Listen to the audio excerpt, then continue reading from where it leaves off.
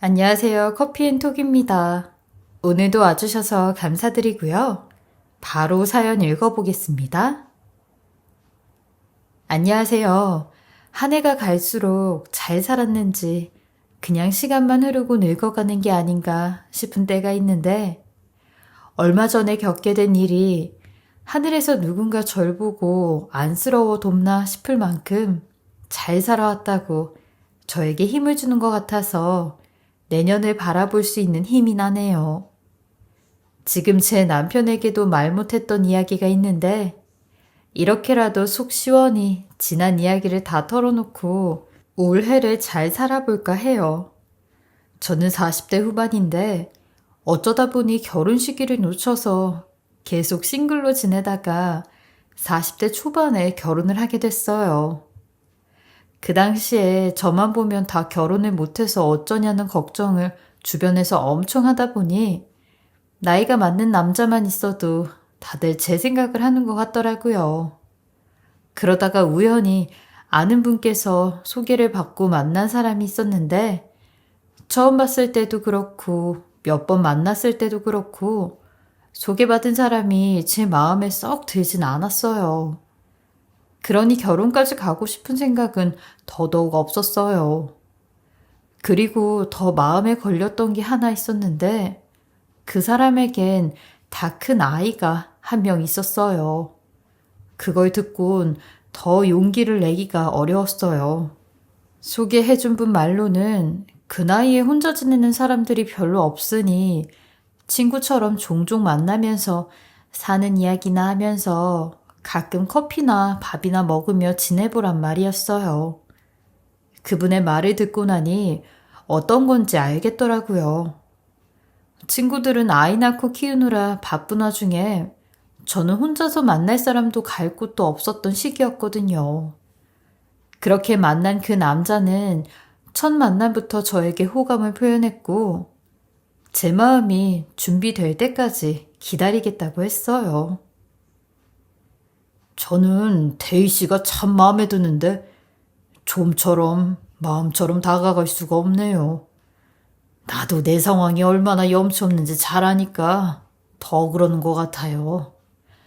이게 참 어렵네요. 내가 애가 없었더라면 더 적극적으로 했을 텐데 말이에요. 그런 말을 할 때면 참 딱하게 느껴지긴 하더라고요. 사실 감정보다는 현실이 더 중요했으니까요. 그리고 더 딱했던 건 남자 혼자 아이를 키운다는 게 보통 일이 아니니 그게 더 딱해 보였어요. 그래서 그 사람은 애가 아플 때 가끔 저한테 도움을 청하기도 했는데 한 번은 아이가 저와 같이 있는 모습을 보면서 울기까지 하더군요. 갑자기 왜 그래요? 그렇게 아픈 건 아니라고 했으니까 너무 걱정 마요. 약 먹으면 금방 낫는다고 하더라고요. 그게 아니라 데이 씨한테 너무 고마워서요. 내가 회사에서 바로 올 수가 없었는데 이렇게 부탁하니 한 걸음에 달려와주고 고마워서 오는 거예요. 에이, 뭘요. 괜찮아요. 서로 돕고 지내는 거죠. 가끔 애가 벌써 나이답지 않은 걸 보면 속이 상해요. 그러긴 하더라고요. 아빠 걱정한다고 아프던 소리도 안 하고 저보고 괜히 본인 때문에 회사에서 오는 거냐고 되려 절 걱정하면서 울지도 않고 아주 씩씩하게 말하는데 꼭 도연 씨를 닮은 것 같더라고요. 잘 키우셨어요. 그렇게 보셨다면 다행이에요. 사실 내가 가장 후회하는 일도 결혼이고 가장 잘한 일도 결혼이란 생각이 들어요. 그 일 겪고 나니까 이제 사람 보는 눈이 생긴 것 같아요. 데이 씨를 일찍 만났더라면 얼마나 좋았을까. 요즘은 그 생각만 해요. 아휴, 제가 너무 푼수를 떨었죠. 그리고 몇 개월이 넘게 저에게 마음을 표현하는 걸 보고 저도 진지하게 고민을 했고, 되려 저희 부모님은 우리 두 사람 마음이 잘 맞다면 아이를 하나 더 낳고 잘 살아보는 것도 괜찮을 거라며 응원을 해주셨어요. 그래서 전 결혼을 하게 되었고, 고1 아들이 생기게 되었어요. 전 그렇게 남편뿐만 아니라 이 아이와도 잘 사는 방법을 고민하면서 더 노력하고 지냈어요. 사실 아이는 아무 죄도 없는데 어른들 문제 때문에 혼자 고통받고 소갈이 했을 게 마음이 쓰이더라고요. 그래서 부담스럽지 않게 아이가 마음을 열 때까지 기다려보자고 생각했어요. 남편도 저의 그런 모습을 보면서 고마워하고 그런 마음을 저희 친정부모님께 갚으려고 하더라고요. 여보, 며칠 전에 엄마한테 뭐 보냈어? 엄마가 당신이 뭘 많이 보냈다고 하시더라고. 과일하고 떡 좀 보냈는데 어머니 아침 저녁으로 과일하고 떡 자주 드신다고 그런 거 같아서 그거 기억하고 보내드렸지. 그나저나 어머니 입에 맞으시려나 모르겠다. 아, 그랬구나. 나는 신경도 못 쓰는데 매번 고마워. 지난번엔 소고기 사서 보내고 이번엔 또 뭘 보냈대? 사위가 돼서 당연히 그 정도는 해야지. 그나저나 요즘 재훈이하고는 어때? 애가 당신 불편하게 한다거나 버릇없이 구는 건 없어? 혹시라도 그런 일 있으면 나한테 언제든지 바로 이야기해. 제가 송이 얘기를 잘 안 하는 편이라 나도 무슨 생각을 하는지 모를 때가 많거든. 나도 천천히 하려고. 급할 거 없잖아. 계속 볼 건데. 다 큰 애한테 엄마라고 빨리 부르라고 그런 압박 주지 말고 천천히 가까워지면 돼. 나도 그러고 싶고. 그렇지만 아줌마 소리 하는 게 나도 듣기 싫어서 그래. 아이고, 그럼 아줌마지. 벌써 엄마 소리가 나오겠어요? 그래도 미안해서 그렇지. 그런 걸로 자꾸 당신 신경 쓰이게 만드는 것 같으니까. 암튼 뭐라도 문제 있음 꼭 말해줘. 어린 아이도 아니고 고등학생이나 된 큰 아들이다 보니 저도 그런 부분이 걸릴 때도 있었지만 언젠간 천천히 해결할 일이라 생각했고, 저는 두 사람과 지내면서 따뜻한 밥이라도 매일같이 챙겨주며 가깝게 다가가야겠다고 마음을 먹었어요. 제가 이 집에 오기 전부터 이 두 부자는 온통 인스턴트로 밥을 먹고 대충 때운 게 눈에 보였거든요. 그렇게 저는 엄마라는 사람이 있다면 해줄 수 있는 집의 따뜻함 같은 걸 주려고 매일 새벽 5시에 일어나서 밥 준비를 하였어요. 힘들어도 보람이 있었는데, 그렇게 숙제가 많은 신혼생활을 해나가던 중 3년 차 정도 되었을 때 남편이 점점 퇴근 시간이 늦어지더라고요. 항상 저녁 시간에는 곧장 와서 밥 먹고 저하고 시간을 보내던 사람이 조금씩 변해간다는 느낌을 받았어요. 애는 고3이라 예민해 있고 남편은 허구한 날 새벽 1시, 2시에 들어왔어요. 그런 부분에 대해 서운한 내색을 하니 남편은 지금 일이 너무 바빠 그렇다며 조금만 참아달라고 하더라고요. 단지 일 때문에 늦는다는 말에 저도 딱히 의심을 할 건 없어 참으며 지냈어요. 결혼 3년 차 정도 되면 남자들이 서서히 변한다더니 이 남자도 똑같구나 했었죠. 워낙 본인이 이혼에 대한 상처가 깊어서 다음번 가정을 이루면 더 잘하고 싶고 잘 살고 싶다고 말하며 그 의지 또한 강했었는데 이렇게 변하는 건 어쩔 수 없는 거구나. 처음과 같을 순 없는 거구나 생각이 들었고 혼자 속상한 마음을 삭혔죠. 하지만 맨날 새벽에 집 들어오는 것이 당연해지니 저도 초반엔 남편을 뜬 눈으로 기다리고 밤을 샜는데 시간이 흐르면서 그냥 자게 되었어요. 하지만 이렇게 혼자 고생을 하는 남편을 보니 저도 집에만 주부로 있는 게 미안해 파트타임으로 알바를 하기 시작했어요. 아이 학교 보내놓고 학원 갔다 돌아오는 시간까지 목욕탕에서 청소를 하거나 계산을 하는 업무를 받고 집에서는 제 전공을 살려 부업까지 했었는데 남편도 제가 버는 돈이 생활비에 꽤 많이 도움이 된다며 고마워했어요. 저도 제 힘으로 단돈 얼마라도 벌어 아들한테 용돈이라도 줄 수 있어 내심 뿌듯했고 아들도 자기 아빠가 주는 용돈보다 제가 주는 용돈을 더 좋아라 했어요. 그래서인지 몸은 힘들었지만 마음은 엄청 든든했어요.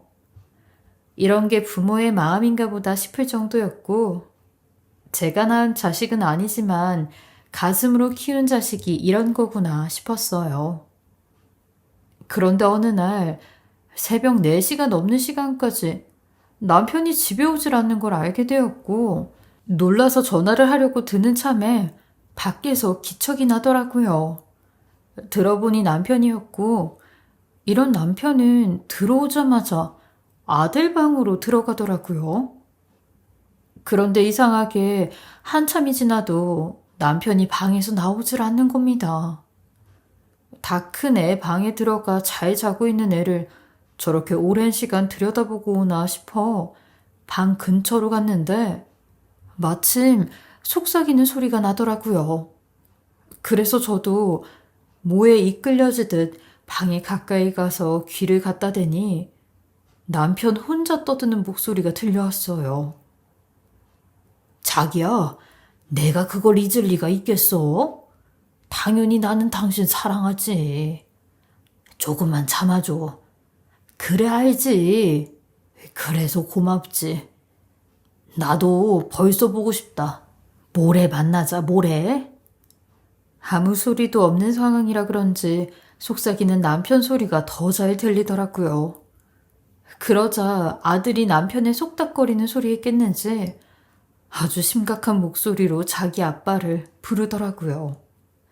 아마 아들 또한 지 아빠가 지금 무슨 전화를 하는 건지 놀랐을 것 같았어요. 그리고 당연히 그럴 거라 생각한 아들의 반응이 완전히 제 예상을 뒤엎었어요. 아들은 너무나도 당연하게 남편에게 아는 척을 하더라고요. 아빠 지금 온 거야? 엄마랑 같이 있다가 온 거지? 방금 통화한 거 엄마지? 그렇지 않아도 나도 중간고사 끝나면 다음 주에 엄마 만나러 가려고. 아, 엄마는 잘 있어. 그래, 너도 엄마한테 연락 좀 잘해. 엄마가 너 엄청 보고 싶어 하더라. 그래서 아빠도 엄마한테 이제 우리 세 가족 합칠 날 얼마 안 남았으니까 조금만 참으라고 했어. 너 20살 되면 다시 합친다 했잖아. 그동안 저 아줌마 때문에 네 엄마가 편했지 뭘. 그래도 엄마랑 저 유모 같은 식모 아줌마랑 같아. 하긴 식모랑 엄마랑은 다르지. 그래도 어쩌냐. 네 엄마가 희생하는 거 못하겠다고 했었잖아. 어찌됐든 이렇게라도 우리는 공짜로 유모 하나 써서 네 엄마만 편했지. 저 두 모자의 대화를 듣는 순간 저는 다리가 풀려 그 자리에서 움직일 수가 없겠더라고요. 당장이라도 문을 열어 이게 무슨 소리냐고 남편의 머리채라도 잡고 싶었지만 차마 그럴 수가 없었고 그 둘의 대화가 끝나기도 전에 저는 곧장 안방으로 들어와 입까지 틀어막으며 자는 척을 하였어요. 남편은 화장실에 들러 싹 씻고 나서야 방으로 들어왔고 등을 돌려 잠을 청하더라고요. 저랑 결혼한 지 고작 3년밖에 안 됐는데 어떻게 전처와 바람을 피고 있고 저를 사랑해서가 아닌 전처를 대신한 식모로 유모로 여기고 여태까지 부렸다니 정말 내 아들처럼 생각하고 품은 저에게 이런 뒤통수와 불륜으로 갚았다는 게 인간이 할 짓이 아니란 생각이 들었어요. 그리고 다음 날이 돼서 남편 몰래 핸드폰을 뒤져보니 아무런 흔적도 없었는데 제 추측컨대 저에게 걸리지 않으려고 아들 핸드폰을 쓰고 있던 것 같았어요. 가족이라고 생각한 저는 모든 상황이 다 상처였고 그동안의 제 시간들이 모두 물거품처럼 사라져버린 것 같았죠. 일단 어제 남편이 전처와 통화로 내일 모레 만나자고 한 걸 똑똑히 들었으니 저는 내일 모레 남편을 미행해 보기로 하였어요. 자칫 이 이야기를 잘못 꺼냈다간 아니라고 잡아뗄 게 뻔해 제대로 된 증거가 필요했거든요. 그렇게 전 남편이 불륜을 하고 있다는 증거를 잡기 전까진 평소와는 다름없는 평범한 일상을 보냈어요. 매일같이 늦는 남편에게 오늘도 늦냐고 물어볼 때마다 남편은 화를 내며 우리 세 가족 잘 살아보려고 악착같이 일을 한다며 몸은 하나인데 돈 들어갈 때는 왜 이렇게 많냐며 되려 제게 짜증을 냈어요. 그러면서 저보고 당신도 알바랑 목욕탕 일을 좀 더 해서 살림살이에 보태달라고 하더군요. 당신은 내가 늦게 들어오는 게 마음에 안 들어서 투정 부리는 것 같은데 나도 사느라 아둥바둥하고 있어. 매번 혼자 못 있는 사람처럼 언제 오냐고 좀 그러지 마. 내가 뭘 혼자 못 있는 사람처럼 그랬어? 솔직히 초반엔 안 그랬잖아. 일 많다고 자꾸 새벽에 들어오니 그렇지.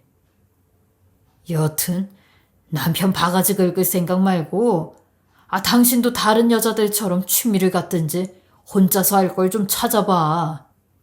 아님 남는 시간에 부업을 좀 더 해서 집안에 보탬이 되던가. 그 말을 듣는데 다른 여자들 누굴 말하는 거냐고 당신 전처 얘기하는 거냐고 소리를 지르고 싶었어요. 그리고 당신이야말로 일 때문이 아니라 전처랑 바람피고 돌아다니는 거 아니냐고 말하고 싶었죠. 당장이라도 내 세월이 억울하고 분해 눈물이 날 것 같았지만 애써 참았어요. 그렇게 혼자 문드러지는 속으로 다다음 날을 기다리고 있었는데 내일 모레 만난다고 했던 남편이 약속이 취소가 됐는지 전처를 만나지 않았고 저는 또 다른 날을 기다려야만 했어요. 그것도 장님 문고리 잡듯이 말이에요. 그렇게 아슬아슬한 가정생활을 이어나가고 있는데 언젠가부터 아들의 태도가 너무 날카롭더라고요. 아줌마, 그냥 나가달라고요. 제 방에 오지 마세요. 아니, 과일 먹으라고 놓고 했는데 못 들었어? 그냥 오지 말라고요. 왜 이렇게 나한테 얼쩡거려요? 아줌마가 그럴 때마다 확 없어지고 싶고 사라져버리고 싶어요. 나 그런 꼴 보고 싶지 않으면 나가요. 너 무슨 말을 그렇게 해. 사라지고 싶다니. 그 말이 그렇게 쉽니? 어떻게 그런 말을 해? 그냥 아빠랑 엔조이로 놀다가 말지. 왜 결혼까지 해서 날 짜증나게 하냐고요. 내가 아줌마 때문에 집 들어오는 게 싫다고요. 아줌마가 이렇게 나한테 하면 내가 고마워서 엄마라고 부를 것 같아요? 죽어도 그렇게는 안 부를 거니까 당장 내 눈앞에서 꺼져요. 그 말을 들으니 혼란스러워서 어쩔 줄을 모르겠더군요. 늘 조용하고 착한 성격이었고 제게 감사해 했는데 이렇게까지 저에게 소리치며 갑자기 화를 내는 걸 보니 남편의 전처 포함 남편 그리고 아들까지 뭔가 저한테 밑작업을 하는 것 같았어요. 마치 제 스스로 이 집에서 나가길 바라는 사람들처럼요. 역시나 며칠 뒤 남편이 저를 벼르고 있었다는 듯 저녁에 일찍 들어와선 소리를 지르며 난리를 피우더라고요. 당신 대체 내 아들한테 뭐라고 한 거야? 내 아들이 사라지건 말건 당신 아들 아니다 이거야? 내가 부탁했지. 나도 당신 부모님 당신한테 잘할 거니까 우리 애 좀 잘 좀 봐달라고. 그리고 내가 우리 애 잘해주라고 벌어다 준 돈? 그 돈 전부 다 어디다 갖다 썼어? 왜 애한테 단 한 번도 책값을 준 적이 없냐고. 당신 내가 준 돈으로 뒷주머니 찼어? 그게 뭔 소리야. 알아듣게 말을 해. 갑자기 왜 이래? 애가 당신 때문에 하늘나라에 가고 싶대잖아. 애가 오죽 얘기할 사람이 없으면 나 몰래 지 친엄마한테 연락을 해서 살려달라는 소리를 하냐고. 지 친엄마가 나한테 연락 와선 고소한다고 하는데 대체 당신 엄마란 사람이 애한테 어떻게 했길래 애가 그래? 그리고 당신 우리 아들한테 손까지 올린 적 있다며? 누가 그래? 내가 손을 올렸다고. 내가 미쳤어? 어디서 시치미를 대? 애가 나한테는 말 못하고 지 친엄마한테 다 털어놨는데 심지어 학교 상담 선생님한테도 털어놔서 증거 자료가 수두룩한데 당신 이 정도로 악마였어? 이러려고 나랑 결혼한 거냐고? 아주 가지가지를 하네. 사람 내쫓으려고 아주 가지가지들을 한다고. 내가 그랬다는 증거 가져와봐 어디. 끝까지 인정 못한다 이거지? 잘못했다 미안하다 싹싹 빌지는 못할 망정 증거를 가지고 와보라고? 이야 됐다. 됐어. 너처럼 지독하고 못된 여자랑은 이제 못 살 것 같다. 이제야 그 말을 꺼내네. 그 말이 하고 싶어서 어떻게 참았대? 그것도 애 핑계 대면서 말이야. 뭐? 핑계? 내가 무슨 핑계를 댔다 그래? 다 사실인데. 사실 같은 소리 하네. 너 지금 전처 만나고 다니는 거 다 알아. 그리고 니들 다시 합치려고 하는 것도 다 안다고. 네 전처가 희생하는 거 싫다고 해서 날 대신 희생양으로 재물대에 바친 거잖아. 어딜 애 핑계로 거짓말을 해? 이 여자가 미쳤나? 증거 있어? 내가 누굴 만나? 죽어라 일하고 오는 사람한테 고작 한단 소리가 뭐 바람? 내 귀한 아들 저렇게 만들어 놓고 어디서 개수작을 부려? 복잡하게 굴지 말고 조용히 나가. 더 큰일 만들기 전에. 그리고 빈몸으로 왔으니까 그냥 나가. 너 내 아들한테 한 짓 생각하면 소송도 못해 이 천하의 나쁜 년아. 한순간에 모든 것이 제 실수, 제 탓이 돼 있더군요. 그냥 빈몸으로 그 집을 나가라는 말이 더 충격이었어요. 저도 이성보단 감정이 더 앞섰었던 터라 남편 놈이 전처와 불륜을 저지르고 있던 증거는 하나도 수집하지 못했고 그제서야 증거를 모으려고 했지만 이 약삭빠른 인간들 두 번 다시 만나는 일도 연락을 하는 일도 없었죠. 그렇게 전 1원 한 푼도 못 받고 그 집에서 쫓겨났고 갖은 바라 그래도 저 혼자 미친 여자가 되어버린 아주 억울한 상황이 되었어요. 남편의 아들은 어린애가 벌써부터 못된 것만 배워선 제게 지 부모와 같이 행동을 하며 더 악랄하게 절 괴롭혔는데 그 집에서 하루라도 빨리 나오는 게 제가 사는 길 같아 그대로 줄행랑치듯 나왔어요. 그렇게 이혼을 하고 저는 처참히 무너지게 되었고 다행인 건 무너져 살던 저를 가족들이 잘 다독이고 품어주어 집에서 안정을 찾을 수 있었어요. 그렇게 몇 년이 흘러 두 번 다신 남자를 만나지 않겠다 다짐을 했는데 몇 년 전 서울에서 만난 학교 동기와 다시 연애를 시작하게 되었고 연애 포함 절대 결혼은 안 할 거라고 버텼지만 동기는 상처받은 제게 용기가 되었고 프로포즈를 하였어요. 제가 원한다면 먼저 동거를 해보고 살아도 된다고 하길래 다시 한번 어렵게 용기를 내보기로 했죠. 사람한테 받은 상처는 또 사람으로 채운다고 하잖아. 나는 그렇게 생각해. 그냥 용기 내서 한번 믿어보면 어때? 나는 우리가 지금처럼 잘 살 수 있을 거라고 생각해. 실패를 겪을까 두려웠지만 그런 저를 묵묵히 지켜보면서 보듬어 주었고 이 사람은 오랜 시간을 해외에서 공부를 한 탓인지 제 상황에 대해 긴 설명을 하지 않아도 다 이해를 해 주었어요. 그 덕에 저는 안정된 생활을 이제야 할 수 있었고 다시금 결혼을 하게 되었어요. 이혼한 지 몇 년 만에 다시 꿈을 꾸는 것 같았는데 현재 남편은 외국에서 돌아와 국내에서 공부를 더 하고 싶어 했고 이런 남편에게 많은 기업에서 제안이 들어오기 시작했어요. 심지어 어느 기업은 집 앞까지 찾아와서 끈질기게 남편을 설득을 했고 그 끝에 남편은 대기업 인사팀을 이끄는 팀장 자리에 앉게 될 수 있었어요. 남편은 기업의 문화도 만들고 인재도 채용하는 일을 맡게 되었는데 공부를 쭉 하고 싶었던 남편에게 예상치 못한 일이었지만 그래도 남편은 늘 긍정적인 성격으로 활기를 띠고 일을 열심히 하였어요.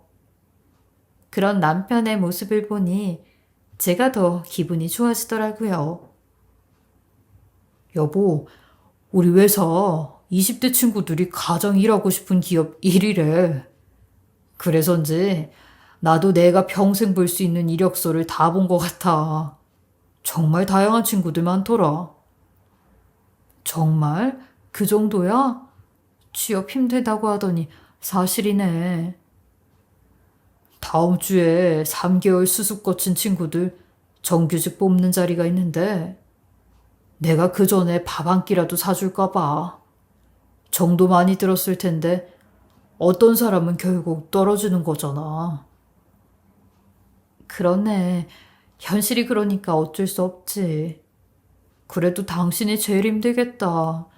가슴이 아프네. 우리 남편 어째? 맞아. 나도 그렇더라고.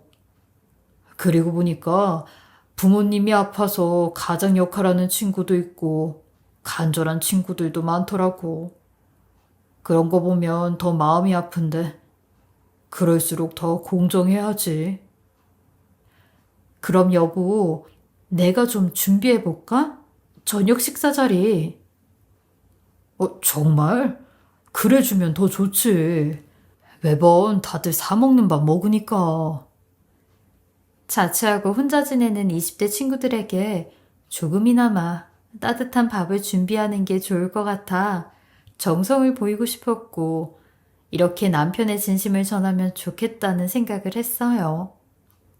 3개월간 수습 기간을 거친 5명의 친구 중에 3명이 평가 과정을 거쳐 정규직이 되는 기회다 보니 모두가 간절한 순간일 수밖에 없겠더라고요. 젊은 친구들이 좋아할 만한 메뉴로 열심히 이것저것 만들어서 저녁 식사를 분주하게 준비했고 당일 저녁에 집으로 온 5명의 친구들을 제가 환하게 맞이했어요. 초대해 주셔서 감사합니다. 아우, 목소리도 씩씩하네요. 어서 들어와요. 내가 어떤 걸 좋아하는지 잘 몰라서 이것저것 만들어 봤는데 입에 맞았으면 좋겠다. 와, 너무 맛있을 것 같아요. 입구에서 한 명씩 한 명씩 반갑게 맞이를 하고 집으로 들어와선 신발을 벗고 한 명씩 얼굴을 봤는데 저는 놀라지 않을 수가 없었어요. 제게 맞았다며 거짓말을 하고 그런 저 때문에 살고 싶지 않다고 했던 전 남편의 아들이 그 안에 함께 있었기 때문이었죠. 여러 사람들 틈에서 서로 티도 못 내고 저는 그대로 굳은 채 서 있는데 남편이 저를 소개하니 저보다 더 놀란 눈치더군요. 그렇게 횡설수설 정신도 못 차리고 어찌어찌 시간을 보냈는데 다음날 남편이 출근을 하고 난 뒤 글쎄 누가 찾아왔더라고요. 어제 봤던 그 아들과 전 남편이 저를 찾아와 제 앞에 머리를 숙이며 다짜고짜 빌기 시작하더라고요. 어쩐지 전 남편도 전과는 다르게 힘이 다 빠진 푸석한 얼굴로 제 눈치만 보고 있었고 이내 울면서 하소연을 하는 겁니다.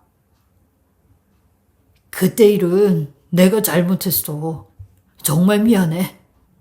애는 아무 잘못 없으니까 그때 일은 있고 우리 두 사람 한 번만 살려주면 안 될까? 우리 집에서 일할 사람이 얘 하나뿐이야. 나도 중간에 회사에서 문제가 생겨서 잘렸고 재취직도 안 돼서 지금 아무것도 못하고 있는데 얘라도 없으면 우리 둘 다 굶어 죽는단 말이야. 진짜야. 이렇게 또 보내. 3년 동안 네 전처 대신 그렇게 날 부려먹고 나중에는 쓰레기 버리듯 꺼지라고 소리를 쳤으면서 왜 이제 와서 이래? 너도 내가 했던 것처럼 목욕탕에서라도 가서 잡일해. 아님 부업이라도 하면서 살아. 왜 여기까지 와서 사정을 하고 있어? 나를 거짓말쟁이로 몰아붙여서 내쫓을 땐 언제고 왜 이러고 와서 있냐고. 그리고 너도 나 누명까지 씌워놓고 이제 와서 왜 이러니? 그땐 엄마랑 아빠가 시켜서 그랬어요. 전 그냥 엄마랑 아빠가 시켜서 한 거지 아무 잘못 없어요. 아빠, 빨리 아빠가 시켜서 한 거라고 얘기해. 잘못했다고 하라고. 부전자전이라더니 넌 애가 나이가 들어도 네 아버지 핑계 대는 꼴이 똑같구나. 그러면서 니들이 가족이니? 잘못했어. 정말 잘못했어요. 내 전처 그 꽃뱀년한테 또 속아서 친구긴 당신을 못 알아봤어. 나도 당한 거야, 나도. 나도 그 여자한테 완전히 속은 거라고. 그러니까 제발 여보 예정을 생각해서라도 한 번만 봐줘. 이 미친 인간이 진짜 돌았나? 내가 왜 당신 여보야? 아이고, 실수했습니다, 사모님. 용서해 주세요. 당신들한테 속아서 3년 동안 난 아무것도 안 바라고 밥하고 몸으로 때우면서 평생 일하다 짐짝 버려지듯 나왔어. 그런 내가 이제 와서 용서가 쉬울까? 꼴도 보기 싫어. 다신 나타나지 마. 한 번만 더 오면 내 남편한테 이야기할 거야. 사적으로 직원이 집 찾아와서 자리 부탁한다고. 자신 있으면 붙겠지. 너 연기도 정말 잘하잖아. 잘 되겠지. 그때 그 인간들이 그랬던 것처럼 저는 똑같이 돌아서서 집에 왔습니다. 속이 후련한 듯 하면서도 눈에서는 왜 그런지 눈물이 나더라고요. 그리고 그들과 똑같은 치사한 인간이 되고 싶지 않아서 마음 같아선 남편에게 그놈은 절대 뽑지 말라고 하고 싶었지만 꾹 참았습니다. 공과 사를 구별하고 더 공정하게 일하는 남편에게 괜한 폐를 끼치는 것 같아서요. 그들은 제 존재를 알고 난 뒤 불안했는지 제 전화번호까지 어떻게 알아선 매일 전화로 미안하다고 봐달라는 인사를 보내더라고요. 그리고 이런 짓을 벌이는 영악한 아들도 얼마 못 가 정규직에서 탈락한 것 같더라고요. 그렇게 가면 쓰고 두 얼굴로 사는 건 금세 들통나기 마련이죠. 굳이 애쓰지 않아도 탈락을 했더라고요.